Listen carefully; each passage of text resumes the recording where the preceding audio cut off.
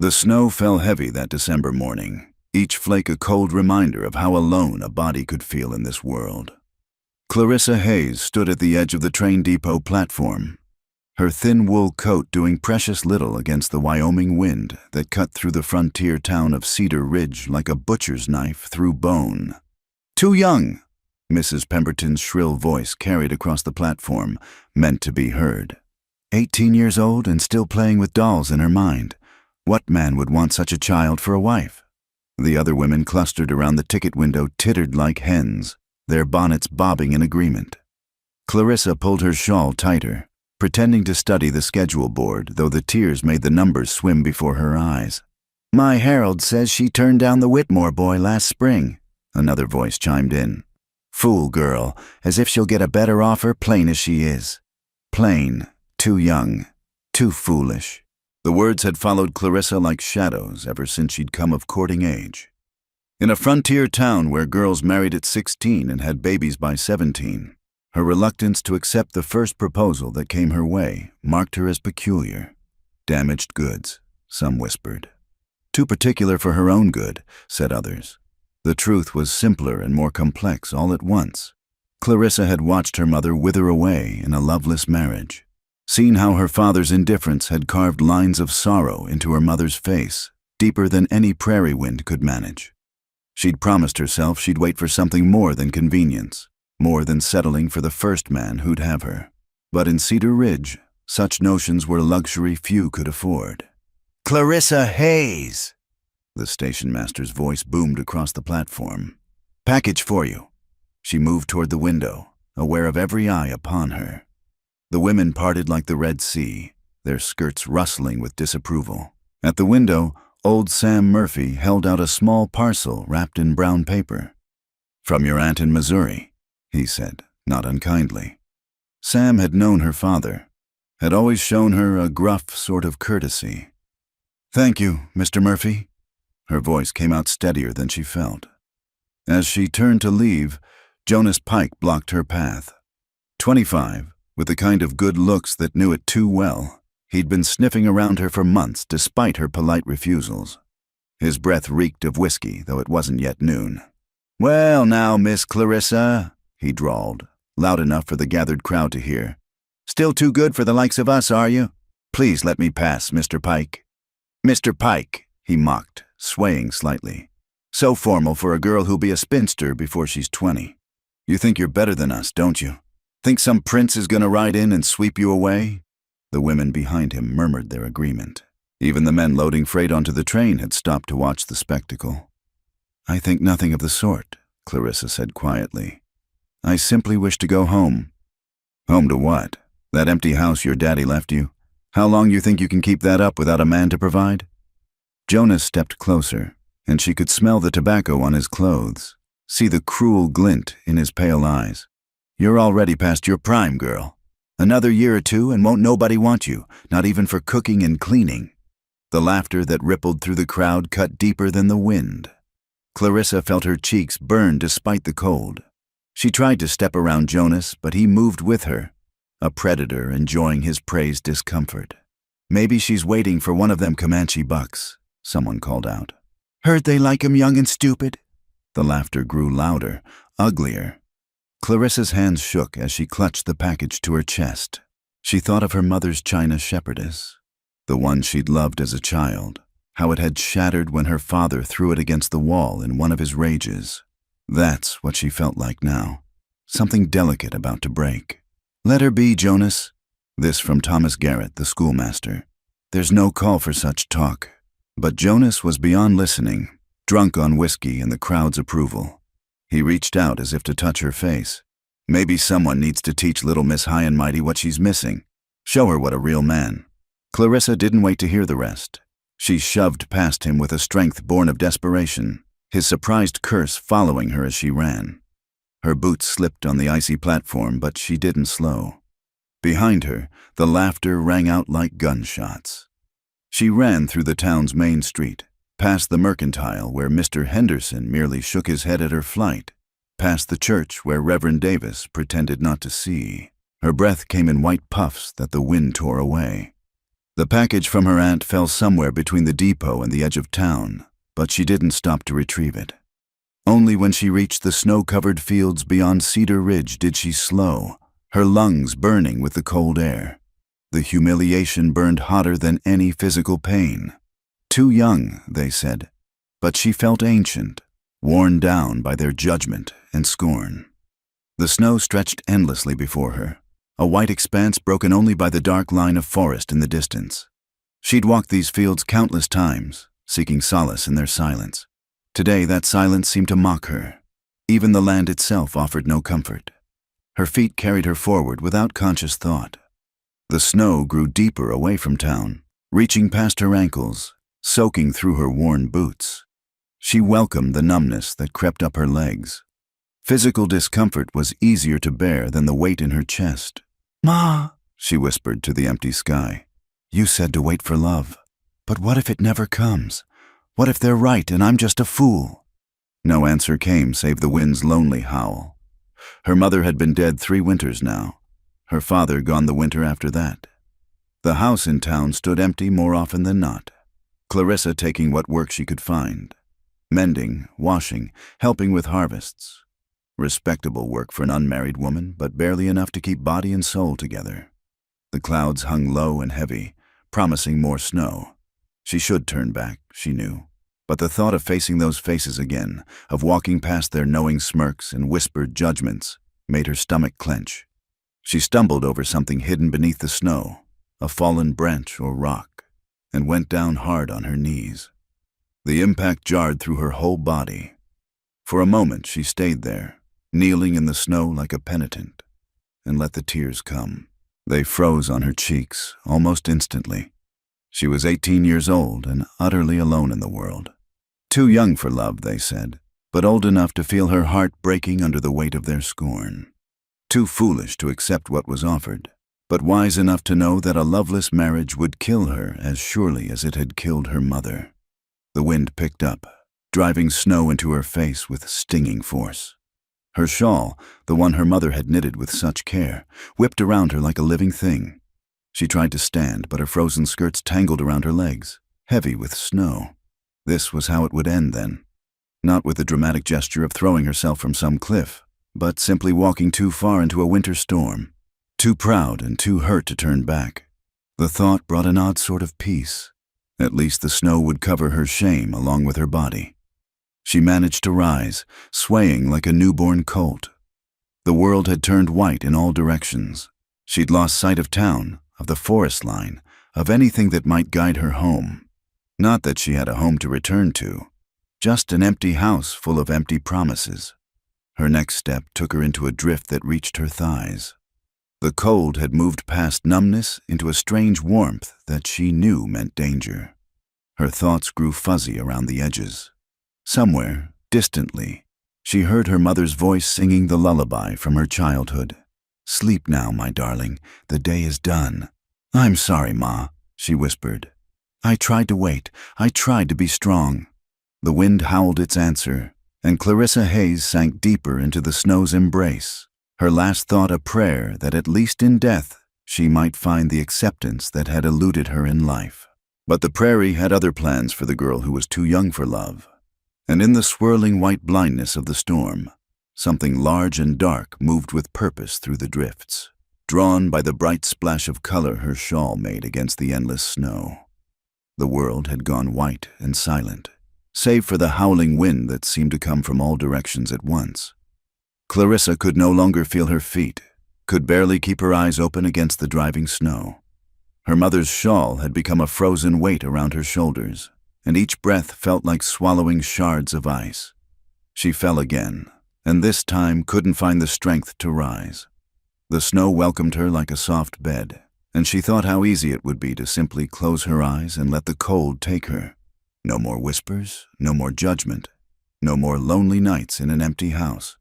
Then, through the white veil of the storm, she saw him. At first, she thought death had come for her in the form of some ancient spirit. The figure that emerged from the blizzard stood impossibly tall, moving through the deep drifts as if they were nothing more than prairie grass. But as he drew closer, she saw he was flesh and blood, A man, though unlike any she'd seen in Cedar Ridge. His chest was bare despite the killing cold, marked with scars that told stories she couldn't read.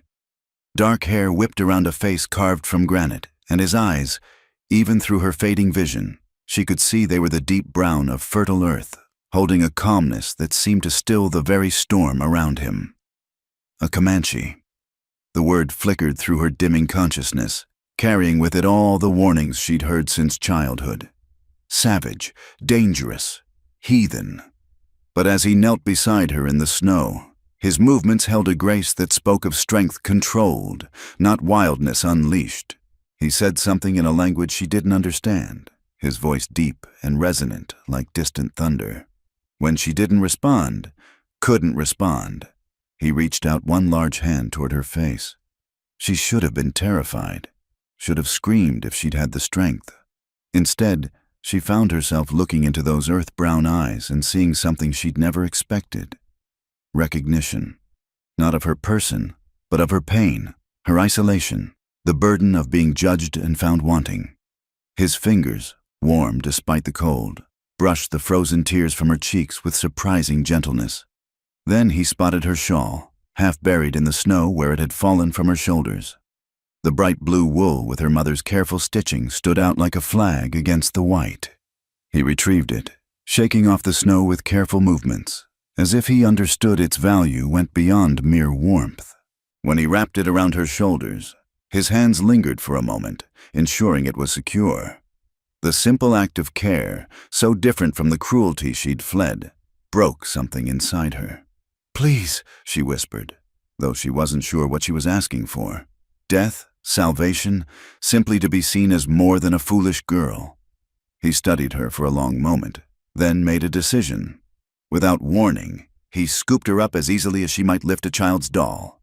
The shock of it, of being held, of being carried, of mattering enough to save, sent the last of her consciousness spinning away into darkness.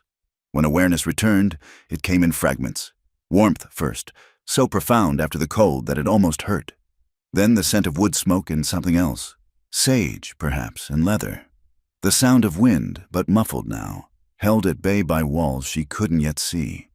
She opened her eyes to find herself in a small shelter, logs chinked with mud and moss. A fire crackled in the center, smoke rising through a hole in the roof. Buffalo robes covered the floor, and she lay wrapped in more furs than she'd ever seen in one place. And there he was, sitting cross-legged by the fire, feeding it small branches with methodical patience. He'd put on a shirt deerskin by the look of it, and his hair was tied back, revealing the strong lines of his profile. He must have sensed her awakening because he turned those remarkable eyes toward her. "You saved me," her voice came out as barely a croak. He nodded once, then reached for something beside him, a wooden cup. Steam rose from it, carrying the scent of some herbal brew. He moved toward her slowly, telegraphing his intentions, and helped her sit up enough to drink. The tea was bitter but warming, spreading heat through her chest and into her limbs. As she drank, she studied him over the cup's rim. He was younger than she'd first thought, perhaps 30 winters, with the kind of stillness that spoke of a man comfortable with silence.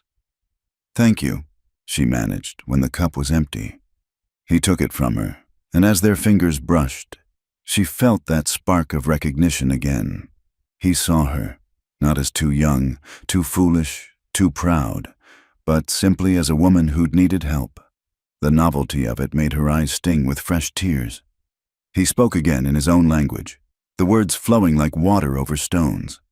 She shook her head, not understanding, and he fell silent, but his hands moved, gesturing toward her feet. She looked down and gasped. He'd removed her sodden boots and wrapped her feet in soft rabbit fur. The intimacy of it should have scandalized her, but there was nothing improper in his manner. Only practical care. He moved back to the fire, ladling something from a pot she hadn't noticed. The smell that filled the shelter made her stomach clench with hunger. When had she last eaten? Yesterday? The day before? Time had lost meaning in her misery. He brought her a bowl filled with some kind of stew venison, she thought, with wild onions and other things she couldn't identify. When she struggled to sit up properly, he helped her, his hands strong but careful, as if he understood she might break. The first spoonful nearly made her weep, not just from hunger, but from the simple fact of being fed, being cared for. In Cedar Ridge, she'd been expected to do the caring for her ailing mother, for her bitter father, for anyone who'd pay her a few coins for washing or mending. When had anyone last shown her such uncomplicated kindness? As she ate, he busied himself around the shelter, checking the walls where wind tried to find entry, adding more wood to the fire, adjusting the furs around her when she shivered. He moved with an economy of motion that spoke of long practice, of a life lived in harmony with harsh realities rather than fighting against them. When the bowl was empty, exhaustion crashed over her like a wave. He seemed to sense it, taking the bowl and gesturing for her to lie back down. She should have been afraid, alone with a strange man, a Comanche warrior no less, in an isolated shelter.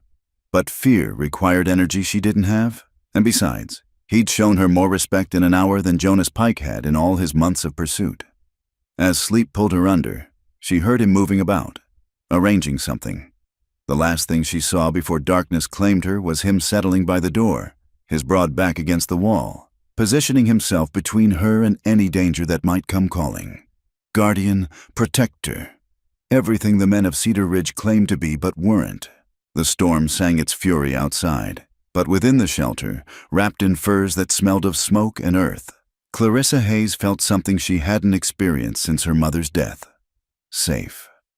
The giant Comanche kept his silent vigil as she slept, and somewhere in her dreams, she thought she heard her mother's voice again. But this time it wasn't singing a lullaby of ending. It was whispering of beginnings. When she woke again, pale light filtered through the smoke hole. The storm had passed, leaving the world crystalline and new. He was still there, still watching, still waiting.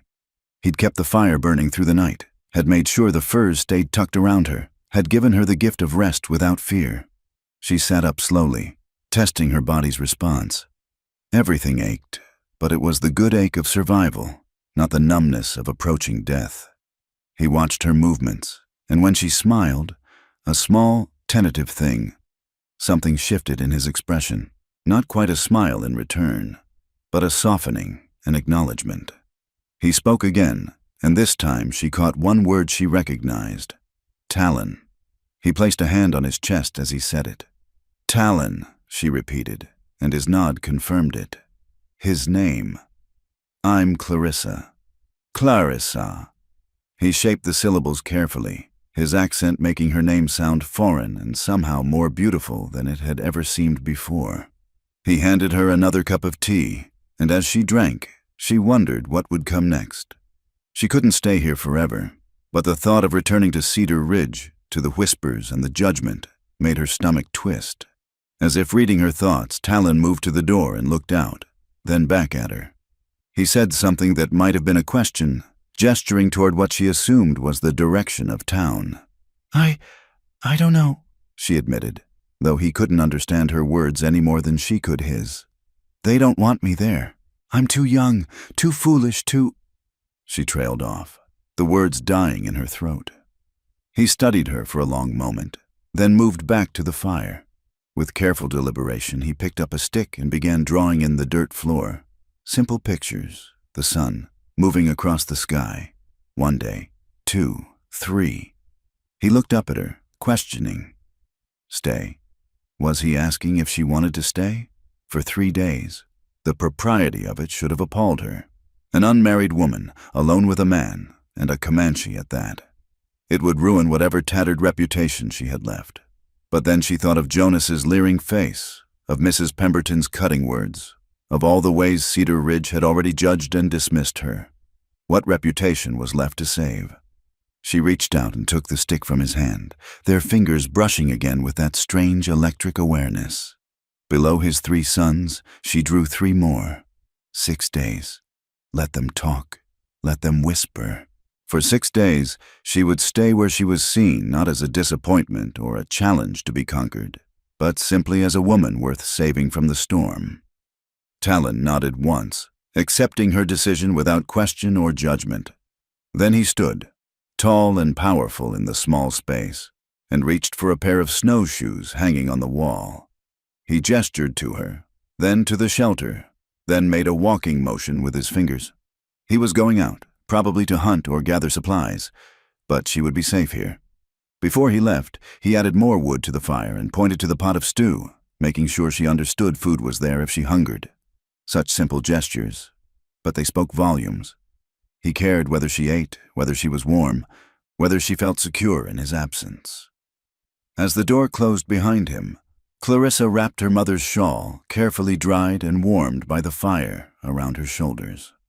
Outside, the world was white and wild and unforgiving. But inside this small shelter, tended by a man who spoke a different language but understood the universal tongue of kindness, she had found an unexpected sanctuary.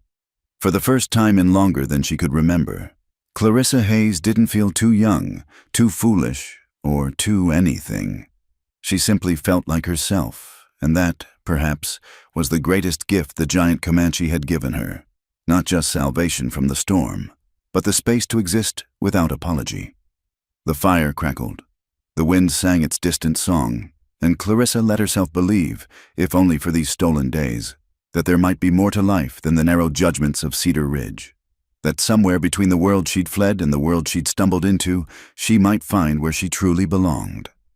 The hours passed in a strange, peaceful rhythm, unlike anything Clarissa had known. Talon returned as the sun reached its peak, carrying a white rabbit and a bundle of winter herbs. He moved about the shelter with quiet efficiency, skinning the rabbit with practiced movements while she watched from her nest of furs. She should have been helping. Years of keeping house had trained her to be useful, to earn her keep through work. But when she tried to rise, he made a gentle gesture for her to stay put. Rest, his motion seemed to say. Heal. The luxury of it felt almost sinful. When had she last been allowed to simply exist without serving someone else's needs? Even as a child, there had been chores, expectations, the constant pressure to prove her worth through usefulness. But here, in this small shelter that smelled of sage and wood smoke, she was valuable simply for being alive. As the day wore on, she studied him when he wasn't looking. The scars on his hands told of battles or hunts, each mark a story written in flesh. His movements held the contained power of a mountain cat, controlled and purposeful. Yet when he handled the cooking pot or tended the fire, there was an unexpected gentleness to him. The rabbit stew he prepared was different from her mother's recipes, flavored with herbs she couldn't name, thickened with groundnuts, rich with a wild taste that spoke of freedom. When he brought her a bowl, she noticed he'd carved the spoon himself, the handle worn smooth from use. "Thank you," she said again, wishing she had better words, different words, his words to express her gratitude. He settled across the fire from her, eating his own portion in unhurried silence. The quiet should have been awkward. In Cedar Ridge, silence meant disapproval or discomfort. But this was different. This was the quiet of two people who didn't need words to fill the space between them. As darkness fell, she grew aware of their isolation in a new way. The impropriety of it struck her afresh, alone with a man, dependent on his charity, with no chaperone or witness to protect her reputation. But reputation required other people to care. And who in Cedar Ridge would believe she'd spent days with a Comanche warrior and emerged with her virtue intact? The bitter thought must have shown on her face because Talon made a questioning sound. When she shook her head, unable to explain, he rose and went to his supplies. He returned with a blanket, not fur this time, but woven wool in patterns she recognized as Indian work. With careful movements, he strung it across the shelter, creating a partition. Privacy, protection, not from him but for her. A clear signal that he understood the precarious position she was in and would do nothing to compromise her further. The thoughtfulness of it brought tears to her eyes. He noticed, of course. Those dark eyes missed nothing. He said something in his language, a question by the tone, and she found herself trying to explain even though he couldn't understand. "You're kind," she whispered. "Kinder than... They said you would be different, savage, but you're not. You're..." She trailed off, lacking words even in her own language for what he was. He listened to her incomprehensible words with the same grave attention he gave everything, then surprised her by speaking.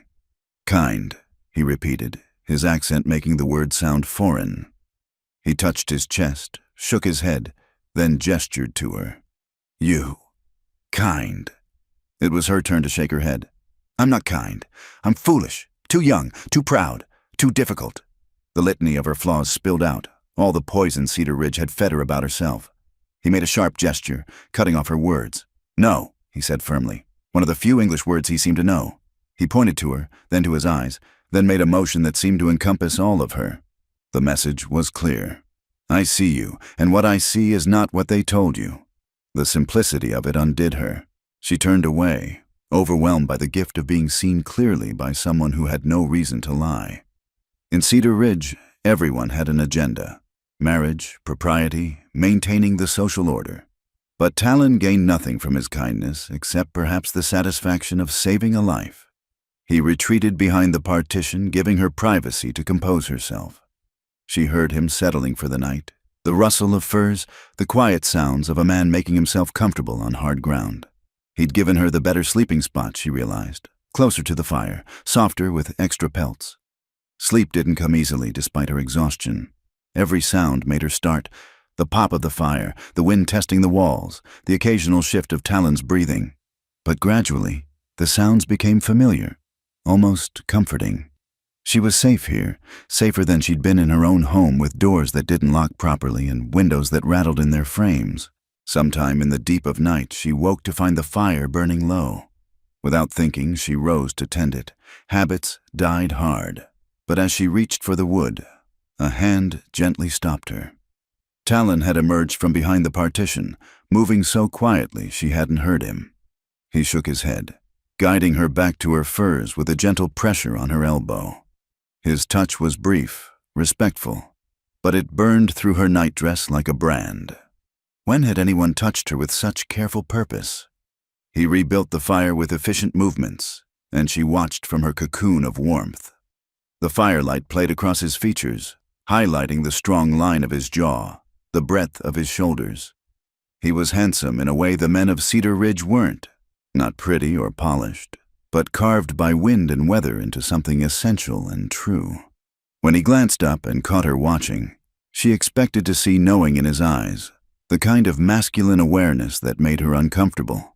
But there was only that same steady regard, as if her observation was as natural as breathing. He finished with the fire and returned to his side of the partition, but not before adding an extra fur to her pile. The message was clear. Rest. Be warm. You are worth caring for. The next morning brought the sound of dripping, the world outside beginning to thaw. Talon went out early, returning with fresh water and news conveyed through gestures. The snow was melting. The path to town would be clear soon. Her 6 days were already beginning to count down. The thought filled her with unexpected dread. Return to what? To whispers and judgment? To Jonas Pike's unwanted advances and Mrs. Pemberton's cutting tongue? To an empty house that echoed with loneliness? Talon seemed to sense her distress. He abandoned whatever task he'd been about and sat near her, not too close, always maintaining that careful distance, but near enough that she could feel his solid presence. He picked up a piece of charcoal from the fire and began drawing on a flat piece of bark. Not pictures this time, but symbols. He drew what looked like a bird, then pointed to himself. Next to it, he drew a circle with rays. The sun. He pointed to her. I don't understand, she said, though she was beginning to. He touched the bird symbol, then his chest. Talon, he said. Then he drew more birds, a whole flock of them, and made a sweeping gesture. His people, his clan. The bird was his name's meaning, perhaps, or his family's sign. Then he touched the sun symbol and pointed to her again. Clarissa, he said carefully, then made a gesture that seemed to encompass light, warmth, something bright. Was he saying she was like the sun? The thought was so foreign to her self-perception that she almost laughed. But his expression was serious, intent on making her understand something important. He drew more pictures. Mountains, trees, a winding river. A journey. Then he pointed to her, to himself, made a walking motion. Was he asking if she wanted to leave with him? The thought should have terrified her. Following a Comanche warrior into the wilderness. Leaving behind everything she'd known. But what was she leaving, really? A town that had already rejected her? a life of whispered disappointments and unfulfilled expectations. Before she could respond, he held up a hand. "Wait," the gesture said. He wasn't asking for an answer now. The 6 sons they'd agreed upon, he would honor that. But he was letting her know there were options beyond Cedar Ridge's narrow boundaries. The day passed in a kind of dream. He taught her simple things: how to bank a fire to last through the night, which herbs made the best tea, how to read the signs of weather in the sky. She taught him words: snow, fire, thank you, and felt absurdly proud when he repeated them in his deep voice. When evening came again, she found herself reluctant to retreat behind the partition. The shelter had begun to feel less like a cage and more like a sanctuary, a place outside the normal rules where she could simply be. Talon seemed to understand. He brought out what looked like a small flute made from bone and began to play. The melody was unlike anything she'd heard in church or at the town's occasional dances, wild and mournful and free all at once. It spoke of vast spaces and star-filled skies, of a life lived in harmony with the land rather than in opposition to it. As the last notes died away, she felt something shift inside her chest. Not love. It was too soon for that, and she was too wary. But possibility. The chance that there might be more to life than what Cedar Ridge had offered. That being too young for love might simply mean she hadn't yet found the right kind of loved one that saw her not as a problem to be solved or a prize to be won, but as a person worth sheltering from storms. The fire crackled between them, casting dancing shadows on the walls. Outside, the world was changing, snow giving way to earth, winter slowly releasing its grip. And inside, 2 people from different worlds sat in comfortable silence, neither one needing to be anything other than what they were. For Clarissa Hayes, who had spent 18 years trying to fit into a mold that didn't suit her, it felt like the first real breath she'd taken in her entire life.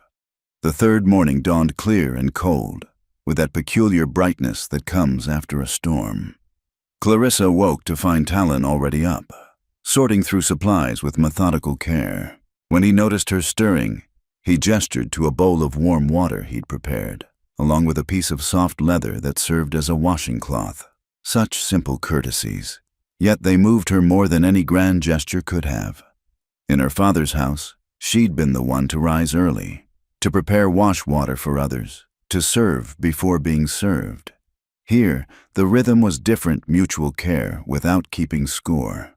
After breaking their fast with corn cakes and dried berries, Talon surprised her by indicating she should dress warmly. He was taking her outside. The prospect both thrilled and worried her. She'd been safe in the shelter's confines, hidden from judging eyes. But when he held out a pair of fur-lined moccasins to replace her ruined boots, she couldn't refuse. The world outside was transformed. Snow still lay deep in places, but the sun had carved channels and cleared patches, revealing the dark earth beneath. Talon led her a short distance from the shelter to where a natural spring bubbled up, its waters steaming in the cold air.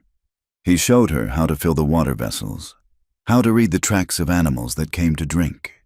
Deer, rabbits, even the delicate prints of birds. When she slipped on an icy patch, his hand was there to steady her, withdrawn as soon as she found her balance. Always careful, always respectful, never presuming. They worked in companionable silence, gathering water, collecting the dried grasses that poked through the snow for kindling. She found herself matching his quiet efficiency, moving as he moved, learning by observation rather than instruction. It was a different kind of education than she'd received in Cedar Ridge's small schoolhouse. Practical, immediate, rooted in survival rather than propriety. When they returned to the shelter, her cheeks were flushed with cold and exertion, but she felt more alive than she had in months. Talon built up the fire while she arranged their gathered supplies, and she realized they'd fallen into a pattern without words, each knowing what needed doing, each trusting the other to do their part. That afternoon, he began teaching her more practical skills: how to mend a tear in hide using sinew and a bone needle, how to identify which plants remained useful even dried and frozen, how to read the sky for weather signs. She was a quick student, her hands remembering the domestic skills her mother had taught her and adapting them to these new materials.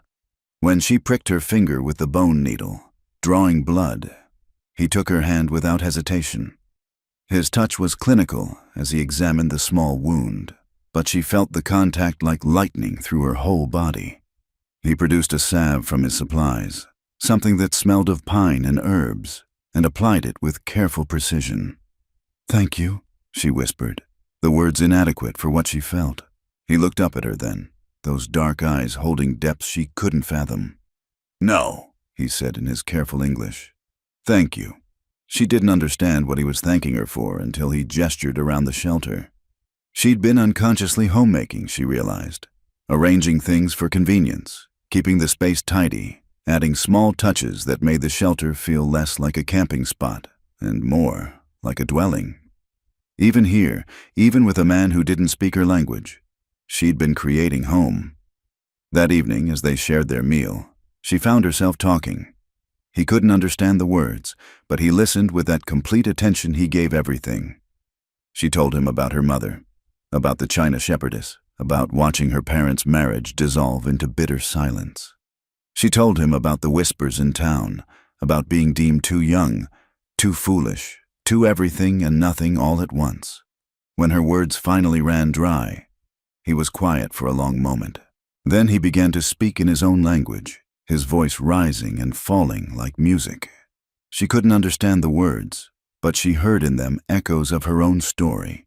Loss, perhaps, and loneliness, and the weight of others' expectations. When he finished, they sat in silence that felt full rather than empty. Two people from different worlds, sharing their pain across the barrier of language, finding understanding in the simple act of witnessing each other's truth. The fourth day brought a change in routine. Talon indicated they would venture farther from the shelter. He armed himself with bow and knife, then surprised her by offering her a smaller knife in a beaded sheath. For protection, his gestures seemed to say, though from what she couldn't imagine. The wildlife seemed to give them a wide berth, and she'd seen no sign of other humans since the storm. They walked for perhaps an hour through forests and clearings, Talon pointing out things she would have missed.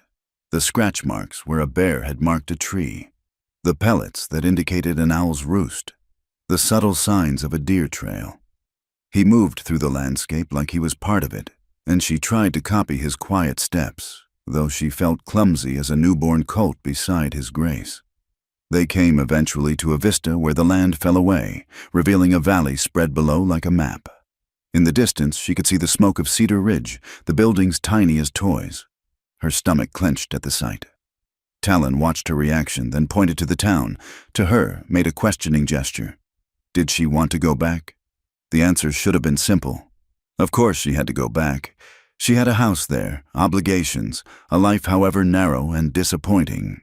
But standing here in the clean winter air, with the vastness of the world spread before her and this quiet man beside her who asked nothing but gave so much, she found herself shaking her head. "Not yet," she said aloud, though he couldn't understand. "Please, not yet." He nodded as if he'd understood perfectly. Then he pointed to another direction where the mountains rose purple and majestic. He made the bird sign he'd shown her before, then a sweeping gesture. His people were there, somewhere beyond those peaks. The life he'd left behind to winter in this hunting shelter. Would he take her there if she asked? The thought was terrifying and thrilling in equal measure. To leave everything, to step into a world where she knew nothing, understood nothing, where she would be more foreign than she'd ever been in Cedar Ridge. But then, hadn't she always been foreign in her own town? At least with Talon's people, her strangeness would have an explanation. They returned to the shelter as shadows grew long, and she helped him prepare the rabbits he'd snared while they walked. She was getting better with the bone knife, her cuts cleaner, her movements more confident. He nodded approval when she separated the hide without tearing it, a small victory that warmed her more than praise from any Cedar Ridge matron ever had. That night, as they worked on separate tasks, he fletching arrows, she sewing a tear in her skirt with sinew, she found herself humming. It was an old song her mother used to sing, something about lovers separated by a river. She'd forgotten she knew it until the melody spilled from her lips. Talon looked up, his hands stilling on his work. When she stopped, embarrassed, he made a gesture for her to continue. So she did, softly at first, then with more confidence when he seemed to enjoy it. The old words felt different here, charged with new meaning. When she finished, he was quiet for a moment, then began to sing something in his own language. Not the flute this time, but his voice, deep and resonant. She didn't understand the words, but the melody was beautiful, wild and free like the land itself. When he finished, she found her eyes wet with tears she couldn't explain. The fifth day dawned warmer still, the snow melting in earnest now.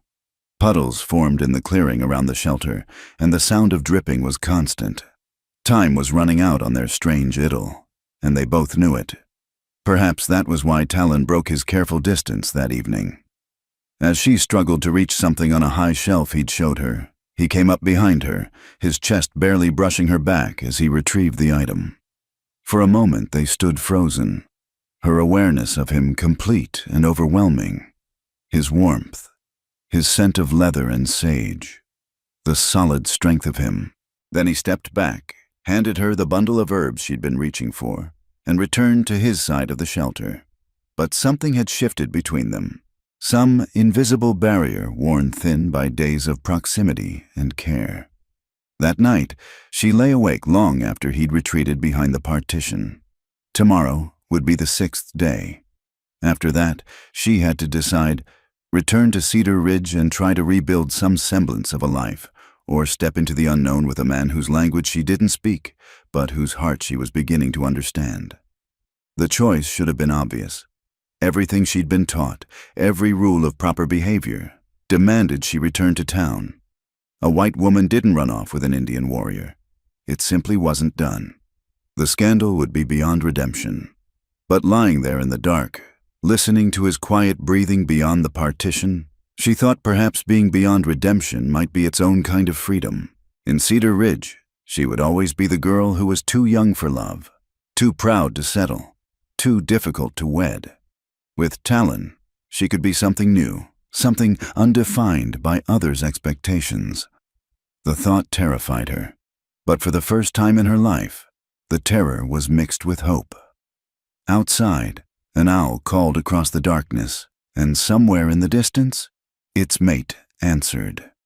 Even the wild creatures weren't alone, she thought. Even they found their match across the vast wilderness. She pulled her mother's shawl closer around her shoulders and closed her eyes. Tomorrow would bring choices that would shape the rest of her life.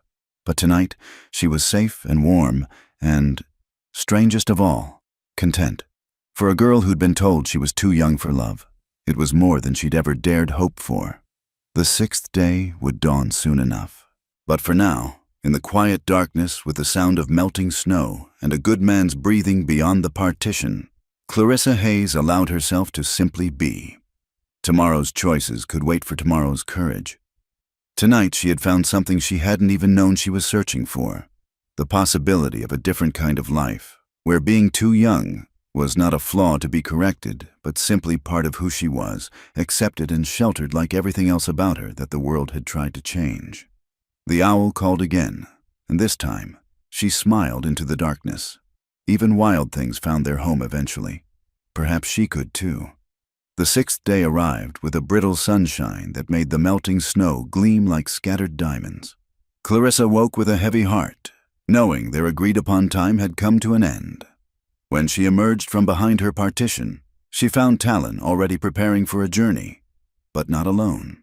He had laid out winter clothing for her, practical and warm, and was packing supplies into 2 bundles rather than 1. He looked up as she approached, and in his dark eyes she saw the question he wouldn't voice. He gestured to the bundles, to the door, then to the direction of town. But he'd prepared for 2 possibilities, she realized. 2 bundles meant he would go with her, whatever she decided. "We need supplies," she said softly, understanding. Even if she chose to stay longer, they would need things from town. Flour, salt, ammunition. The practicalities of survival demanded interaction with the world she'd fled. He nodded, seeming to understand her tone if not her words. As they prepared to leave the shelter, she noticed how he carefully banked the fire, secured the door, left everything ready for return. This place wasn't abandoned. It was waiting. The journey to Cedar Ridge took longer than her desperate flight through the storm. The paths were muddy with snowmelt, treacherous with hidden ice. Talon walked ahead, testing the ground, occasionally reaching back to help her over difficult passages. Each time their hands met, that spark of connection flared brighter. As they neared town, Clarissa's steps grew slower. The familiar buildings came into view: the church steeple, the mercantile's false front, the depot where her humiliation had begun. Talon noticed her reluctance and stopped, turning to face her fully. He said something in his language, then tried in English. With you. The simple declaration nearly undid her. He would walk into that town with her, face whatever came, because she needed to go. When had anyone ever stood beside her that way? They entered Cedar Ridge from the east, avoiding the main street at first, but there was no hiding their presence. A woman drawing water stopped mid-pull, her mouth falling open. Children playing in the muddy street ran inside, calling for their mothers.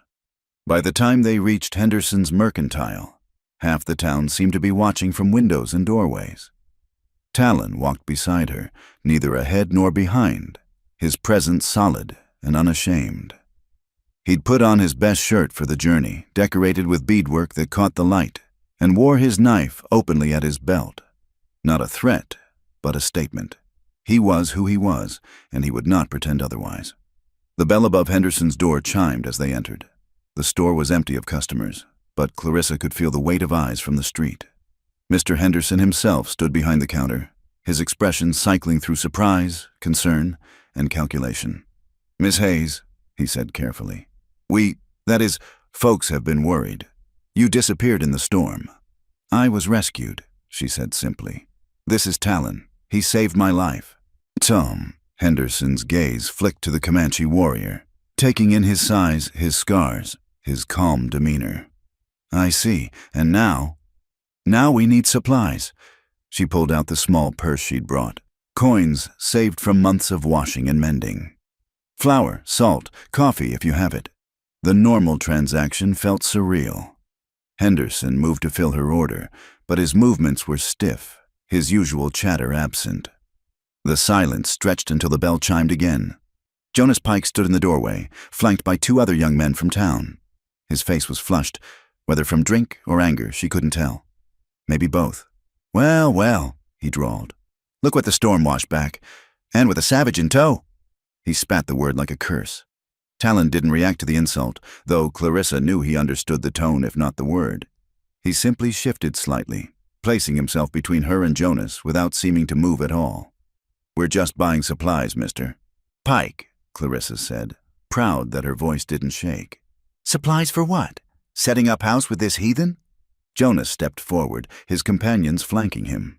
"You disappear for nearly a week, come back with him, and expect us to just what?" The voice from the door was unexpected. Mrs. Ruth Carver, the town's midwife and one of the few women who'd ever shown Clarissa genuine kindness, stepped inside. "To just mind our own business, perhaps? The girl is clearly unharmed." "Unharmed," Jonas laughed, ugly and bitter.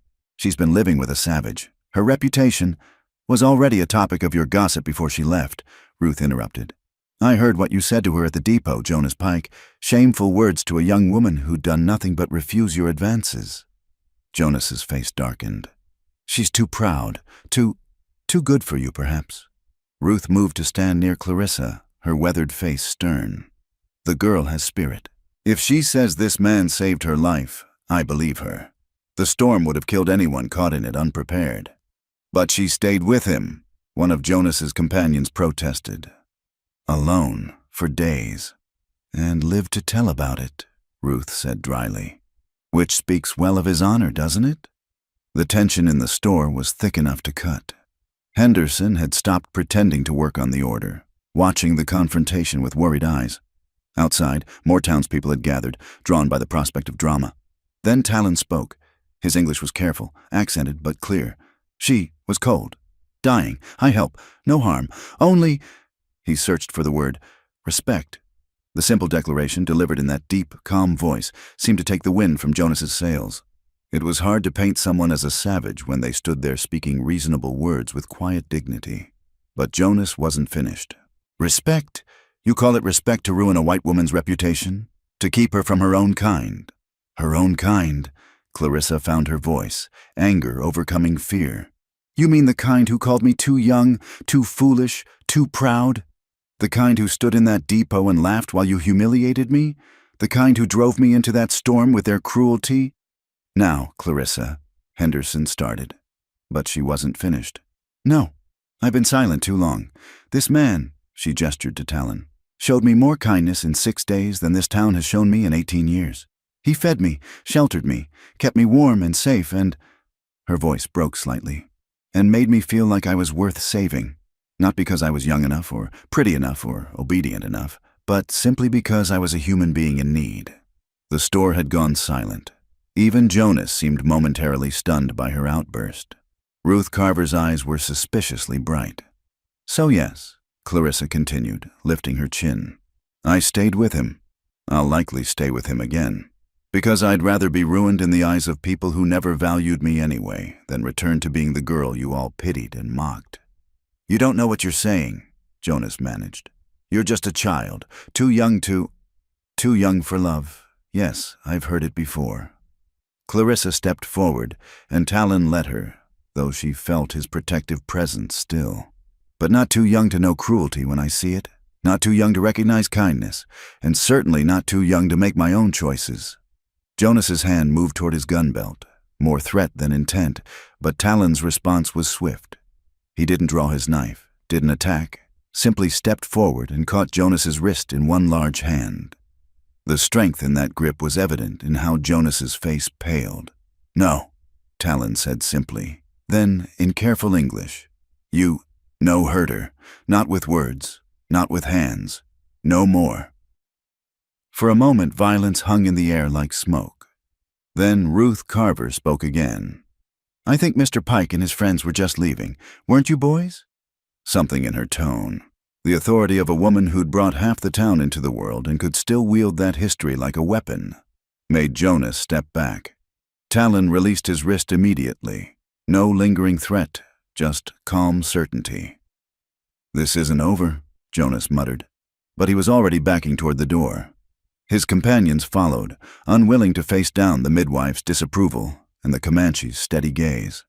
When they were gone, Henderson quickly finished filling the order, charging a fair price despite the drama. Ruth helped carry the supplies to the door, then surprised Clarissa by embracing her quickly. You've got courage, girl, she whispered. More than they know what to do with. Don't let them take it from you. As they left the store, Clarissa became aware of the crowd outside. Some faces showed disapproval, others curiosity. A few, mostly women, something that might have been understanding. She walked through them with her head high, Talon beside her, neither of them hurrying or hesitating. At the edge of town, she turned back once. Cedar Ridge looked smaller somehow, less imposing than it had seemed all her life. It was just a collection of buildings housing people who were as lost and searching as she was. Only they'd forgotten to keep looking for something better. Your choice, Talon said quietly beside her. His English was improving already, she noticed. Stay, go, your choice. She looked up at him, this man who'd saved her body from the cold and her spirit from something worse, who stood beside her against men who wished them harm, who offered her choices instead of ultimatums. I choose to go, she said firmly. For now, at least, I choose to go with you. He nodded once, accepting her decision without triumph or question. As they walked back toward the shelter that had become a haven, Clarissa felt something lift from her shoulders. The weight of others' expectations, perhaps. The burden of trying to fit into a space too small for her spirit. Behind them, Cedar Ridge buzzed with gossip.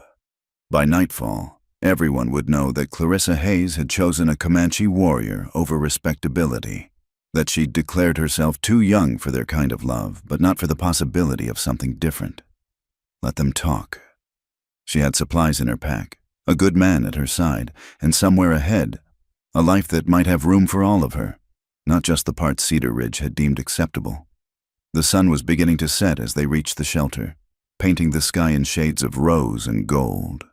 Tomorrow would bring new challenges, new choices, but tonight she was neither too young nor too old, neither too proud nor too humble. She was simply Clarissa, walking beside Talon, two people who'd found in each other not what the world expected, but what their hearts needed. And that, perhaps, was the only love worth being ready for. The days following their trip to town passed with an uneasy peace. Clarissa threw herself into learning everything Talon could teach her: how to preserve meat with smoke and salt, how to waterproof hides, how to read the subtle signs of approaching weather. But beneath their daily routines, they both sensed the storm gathering. It came on the 10th day, just as morning broke gray and sullen. Clarissa was tending the fire when she heard them, horses, several of them, and voices raised in anger. Talon was already moving, his body tense with readiness, when the pounding came at the door. "Clarissa Hayes!" The voice belonged to Jonas Pike, but he wasn't alone. "We've come to take you home where you belong." Through the small window, she could see them. At least 8 men, some she recognized from town, others strangers. They'd come armed, rifles visible, their faces set with righteous determination. "You need to come out, girl," another voice called. She recognized Matthew Brennan, one of the town council members. "Your behavior has gone on long enough. We're here to rescue you." Rescue? Clarissa moved toward the door, but Talon caught her arm gently, shaking his head. Through gestures, he indicated she should speak through the door, not open it. "I don't need rescuing, Mr. Brennan," she called out. "I'm here by choice." "No white woman chooses to live with a savage," Jonas spat. "He's got you confused, maybe threatened. Come out now, and we'll overlook your confusion." Talon had moved to his weapons, but he didn't take them up. Instead, he looked at Clarissa with those steady dark eyes. The question in them was clear. What did she want to do? "You need to choose," Brennan called, his voice attempting reason. "Come with us now, return to town, and folks will forgive. Stay, and you'll be declaring yourself outside decent society forever. No Christian woman would—" "Then perhaps I'm not your kind of Christian," Clarissa interrupted, her voice stronger than she felt. "The Christ I learned about welcomed outsiders and protected the persecuted. He didn't ride with armed mobs to force women into lives they didn't want." There was murmuring outside, some of the men clearly uncomfortable with her words. But Jonas's voice rose above them. "Enough talk. We're taking you back, willing or not. That's what your father would have wanted." The mention of her father, who had never wanted anything for her beyond obedience and silence, sparked anger in her chest. She reached for the door, but Talon moved faster, opening it himself and stepping out to face the mob. The men stepped back instinctively. In the gray morning light, Talon seemed even larger, more imposing. He wore no war paint, carried no weapon in his hands, but his presence alone commanded attention. "She choose," he said simply, his English clear despite the accent. "Not you, her." "You don't get to speak here, savage," Jonas snarled. "This is white men's business." "Is it?" The new voice surprised everyone. Ruth Carver emerged from the tree line, and she wasn't alone. Behind her came several women from town, the minister's wife, the schoolteacher's sister, even Mrs. Henderson from the Mercantile. They moved to stand between the armed men and the shelter. "Ruth, what are you doing?" Brennan demanded. "What I should have done years ago," Ruth replied calmly. "Standing up for a woman's right to choose her own path. You men drove this girl into a storm with your cruel words and judgment. Now you want to drag her back to more of the same?" "She's living in sin," one of the men protested. "Is she?" Ruth's eyebrow arched. "Has any impropriety been proven? Or are you just assuming the worst because it fits your narrative?" Clarissa stepped out to stand beside Talon, drawing courage from the unexpected support. "I've made my choice," she said clearly. "I choose kindness over cruelty. I choose respect over reputation. I choose—" "You choose to be a whore," Jonas cut in viciously. The word hung in the air like a slap. Several of the women gasped. But before anyone could respond, Talon moved. Not violently. He simply stepped forward and spoke, his voice carrying the authority of absolute certainty. "She is good woman, strong woman, brave woman." He looked at each man in turn. "You, weak. Come with many because fear won. Call names because fear truth." He paused, then added with devastating simplicity, "She too good for you, all of you." The silence that followed was deafening. Jonas's face had turned an alarming shade of red. His hand twitched toward his gun, but Mrs. Brennan, his own cousin, stepped forward. "Don't you dare, Jonas Pike," she said sharply. "You've shamed us enough with this display." But she made a choice you don't like. That doesn't give you the right to force her. The minister's wife spoke up now, surprising everyone. "I may not approve, but the Lord gave us free will for a reason." More murmuring among the men. The unified front they'd presented was cracking. Some looked ashamed, others confused. But Jonas remained furious. "You'll regret this," he told Clarissa. "When he leaves you, when you're truly ruined with a half-breed brat and nowhere to go." Talon moved so fast Jonas barely had time to flinch. But instead of violence, the Comanche warrior simply placed himself directly in front of Clarissa, shielding her completely from Jonas's venom. "No more words," he said quietly. "Go, now." Something in his tone, not threat but absolute certainty, made even Jonas step back. The other men were already beginning to disperse, unwilling to face down not just a Comanche warrior, but their own wives and sisters. "This isn't over," Jonas muttered, but he was already backing toward his horse. "Yes, it is," Ruth said firmly. "If any of you come here again with threats, you'll answer to the women of Cedar Ridge. We've been silent too long about how our daughters are treated." No more. As the men rode away, the women lingered. Several approached Clarissa, offering quiet words of support or understanding. The minister's wife pressed a small package into her hands. "Tea and sugar, luxuries in the frontier. Be happy, child," she whispered, "in whatever form that takes." When they were finally alone again, Clarissa found herself shaking. Talon guided her back inside, his hands gentle on her shoulders. At the fire he made her sit, wrapped a blanket around her, then knelt before her, his eyes level with hers.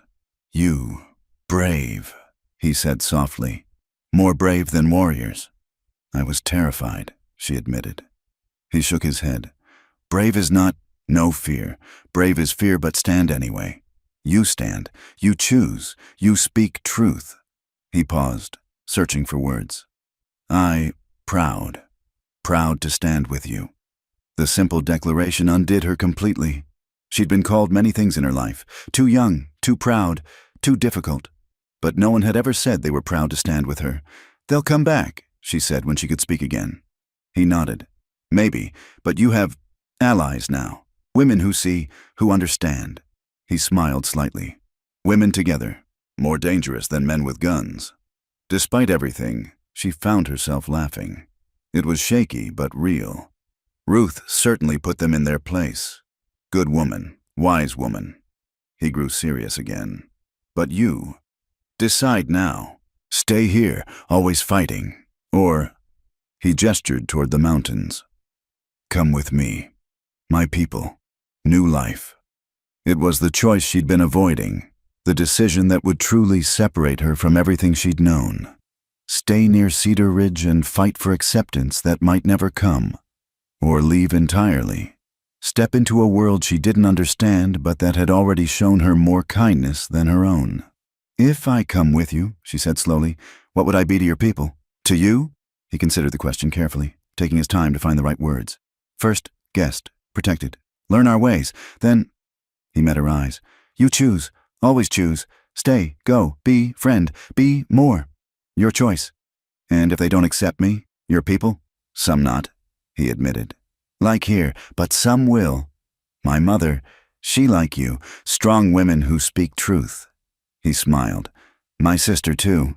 She also too young for marriage, everyone say, but she wait, she choose, like you." The parallels made Clarissa's throat tight. Perhaps every culture had its expectations, its pressures.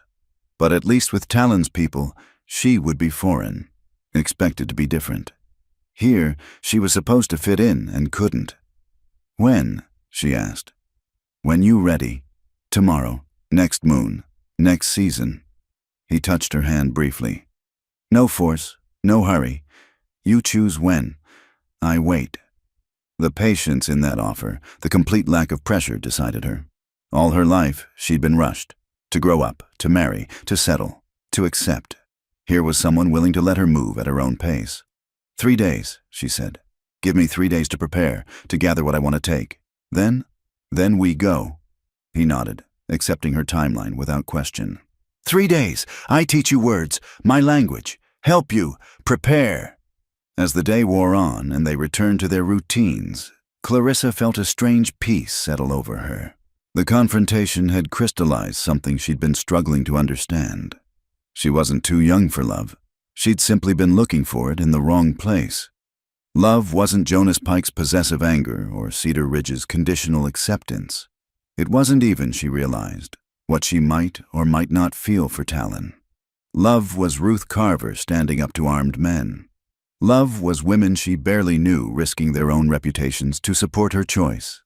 Love was Talon's patient presence, his willingness to let her choose her own path, and perhaps, just perhaps, love was having the courage to choose herself first, to walk away from a life that didn't fit towards something unknown, but full of possibility.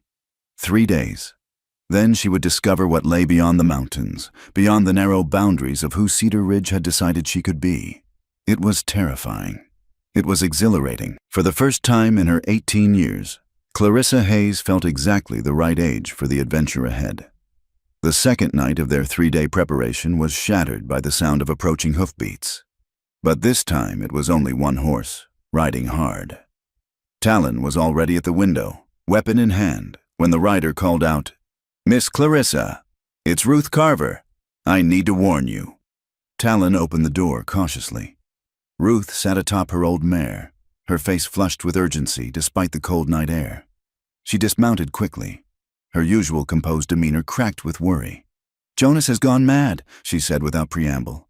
"He's been drinking all day, working himself into a rage. He's coming here tonight, alone this time.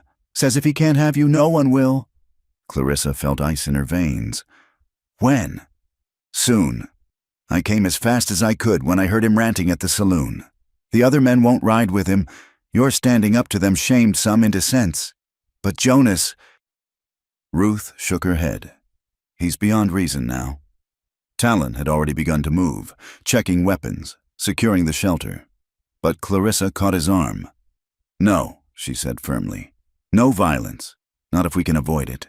He looked at her, his expression torn between respect for her wishes and the warrior's instinct to protect. "He comes to hurt," he said simply. "I know, but if you kill him, they'll hunt us both. His death would justify everything they believe about you." She turned to Ruth. "Can you ride to town? Bring witnesses?" "I can try, but I may not make it in time." Ruth gripped Clarissa's hands. "Be careful, child. A man like Jonas, humiliated and drunk, there's no telling what he might do." After Ruth departed, Talon and Clarissa prepared for the confrontation they both knew was coming. He showed her how to bar the door, where to position herself for safety. But when they heard the approaching horse, stumbling and snorting as its rider drove it recklessly through the darkness, Clarissa made a different choice. "I'm going out to meet him," she said. Talon's objection was immediate and vehement, even with his limited English. "No, dangerous. Stay inside. If I hide, he'll see it as fear, as proof that I need rescuing." She squared her shoulders. "I need to face him, to end this." They argued briefly but intensely, Talon trying to convey the danger, Clarissa insisting on confronting her past directly. Finally, reluctantly, he agreed, but only if he could position himself nearby, hidden but ready. Jonas arrived like a storm, dismounting clumsily, clearly deep in his cups. His clothes were disheveled, his face twisted with fury and alcohol.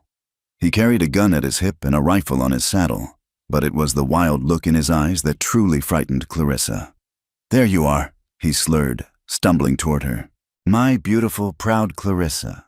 Too good for me, aren't you?" "Go home, Jonas," she said, keeping her voice steady despite her racing heart.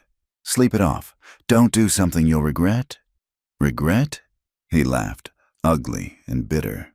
"Like you regret choosing that savage over me, over your own kind?" "I regret nothing except the years I wasted trying to be what Cedar Ridge wanted." She stood her ground as he approached, though every instinct screamed at her to run. "I'm not yours, Jonas. I never was. You could have been." The anguish in his voice was real beneath the rage. "I courted you proper. I offered you marriage, a home, respectability. But you wanted more, always wanting more." "I wanted kindness," she said simply. "I wanted to be seen as a person, not a prize to be won or a problem to be solved." Jonas swayed on his feet, his hand moving toward his gun. "And your savage gives you that? He sees you as a person?" His laugh was cruel. You're nothing but a curiosity to him. A white woman to conquer. You're wrong. Clarissa's voice remained calm, though she tracked the movement of his hand. He's shown me more respect in 2 weeks than you showed me in 2 years. He asks nothing, demands nothing, simply offers to ruin you. No, Jonas, you did that. You and all the others who decided I was too young, too proud, too everything. She took a step forward, surprising him. But I'm not ruined. I'm free. The words seemed to enrage him further. His hand closed on his gun butt. Free, I'll show you free. He never finished the threat. Talon emerged from the shadows like vengeance itself, moving with a speed that belied his size. But instead of killing Jonas, which he could have done easily, he simply disarmed him, the gun spinning away into the darkness. Jonas, drunk and off balance, swung wildly. Talon avoided the blow easily, then caught Jonas's wrist in an iron grip. The two men stood frozen for a moment, Jonas's rage meeting Talon's implacable calm. You don't deserve her, Jonas snarled. No, Talon agreed, surprising everyone. But she choose, not you, not me, her choice. The simple words seemed to deflate Jonas. He sagged in Talon's grip, the fight going out of him as quickly as it had come. When Talon released him, he fell to his knees in the mud. Why? Jonas looked up at Clarissa, and for the first time, she saw past the arrogance to the genuine bewilderment beneath. What does he have that I don't? Clarissa knelt in front of him, heedless of her skirts in the mud. He sees me, Jonas. Not what he wants me to be, not what he thinks I should be, just me. I could have... No, she said gently but firmly. You couldn't, because you never wanted me, Jonas. You wanted the idea of me, the conquest, the pretty young wife to show off. But you never once asked what I wanted.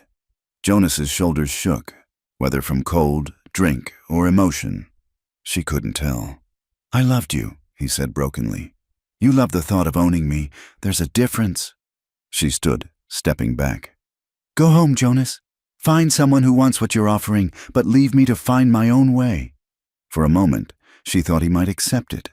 Then his face hardened again, pride reasserting itself. He struggled to his feet, glaring at Talon. This isn't over.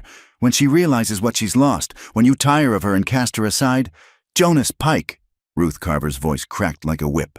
She rode into the clearing, and behind her came others. Not just women this time, but men too. Thomas Garrett, the schoolmaster, Reverend Davis, even Matthew Brennan. That's enough, son, Brennan said wearily. You've shamed yourself in the town enough for one night. Jonas looked around wildly, realizing he was outnumbered and outmaneuvered. You're all fools. She's choosing a savage over her own people. She's choosing her own path, Reverend Davis said quietly. As is her right. Judge not, Jonas, lest ye be judged. Thomas Garrett moved to help Jonas to his horse. Come on, let's get you home before you do something that can't be undone.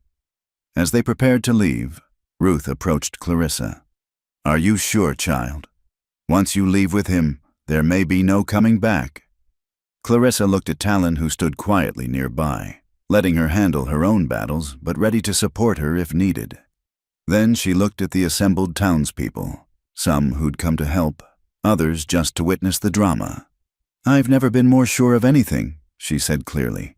I know you don't understand. Maybe you think I'm too young to make this choice, but I'd rather make my own mistakes than live someone else's life. Ruth studied her for a long moment, then nodded. Then go with my blessing at least, and know that not all of Cedar Ridge condemns you. The Reverend stepped forward. If you would like, that is, if you want God's blessing on your union, however unconventional. Clarissa felt tears prick her eyes. Thank you, but Talon's people have their own ceremonies. We'll honor both traditions when the time comes. When the time comes.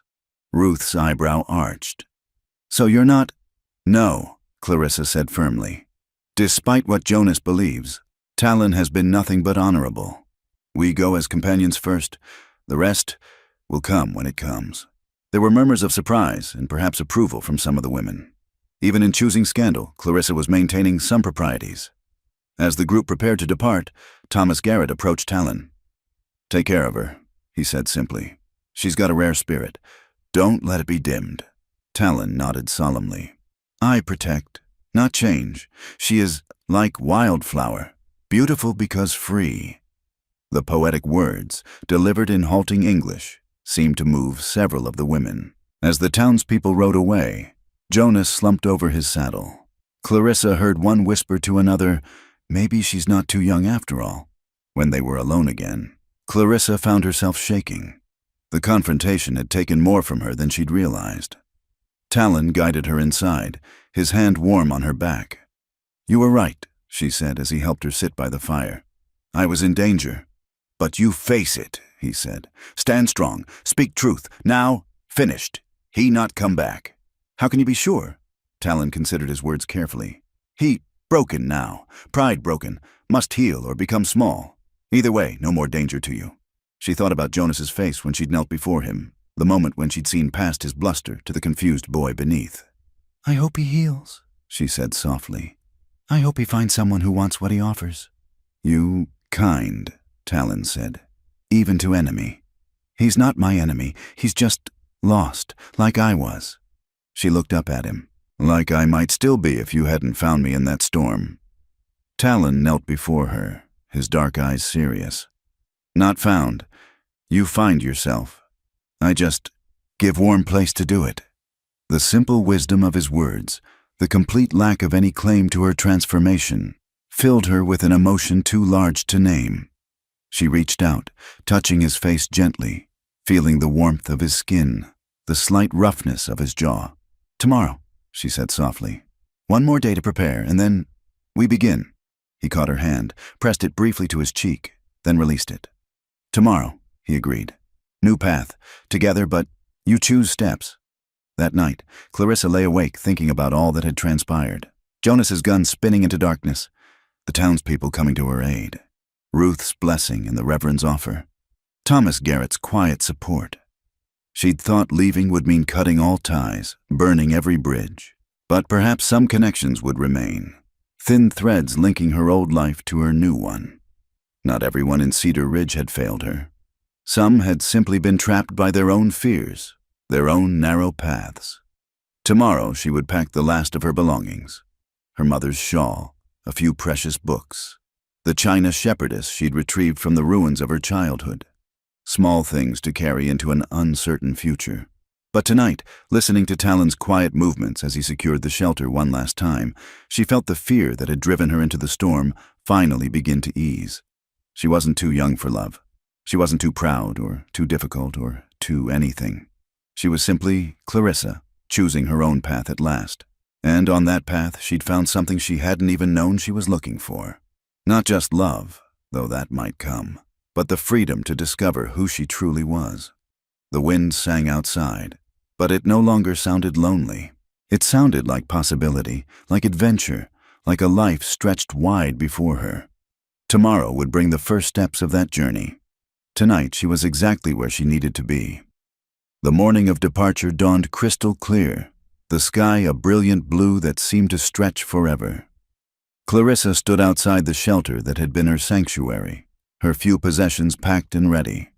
The china shepherdess was wrapped carefully in cloth, nestled between her mother's shawl and her father's old Bible, not because she was particularly religious, but because it contained the record of her family, her roots that she would carry into her new life. Talon had risen before dawn, preparing for their journey with methodical care.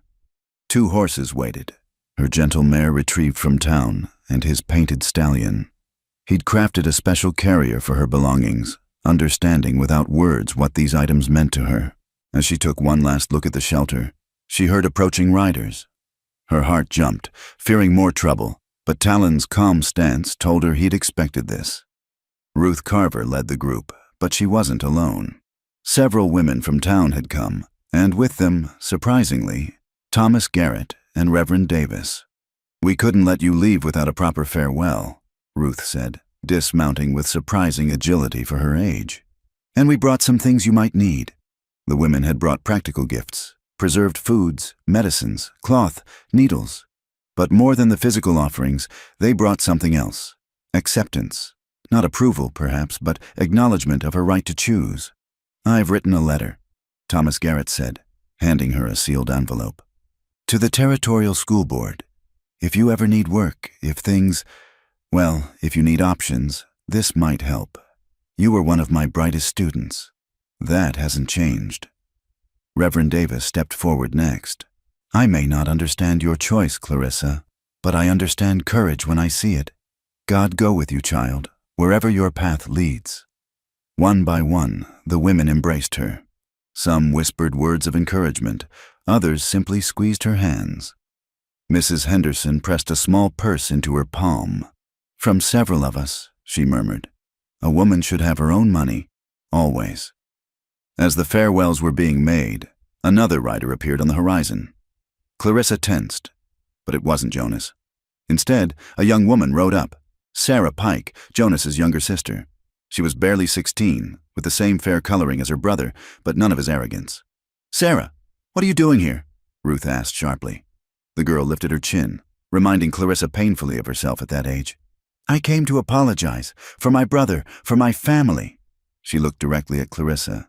"And to tell you that you're brave, braver than any of us." "Sarah, no, I need to say this." The girl's voice shook, but held firm. "They call you too young for love, but they were trying to marry me off at 15. They say you're too proud, but they want us to be proud of being proper ladies. They say you're foolish, but what's foolish about choosing kindness over cruelty?" Clarissa moved forward, taking the girl's hands. "Thank you," she said simply. "Take care of yourself, Sarah. And remember, you have the right to choose too, always." Sarah's eyes filled with tears, but she nodded firmly. As she turned to leave, she called back, "I won't forget. None of us will forget." As the group prepared to depart, Ruth lingered. "That girl's right, you know. You've started something here. Questions about how we raise our daughters, what we expect from them." She smiled slightly. "Change comes slow to places like Cedar Ridge, but it comes. You've planted seeds." "I just wanted to be free," Clarissa said softly. "And in claiming your freedom, you've shown others that it's possible." Ruth embraced her one last time.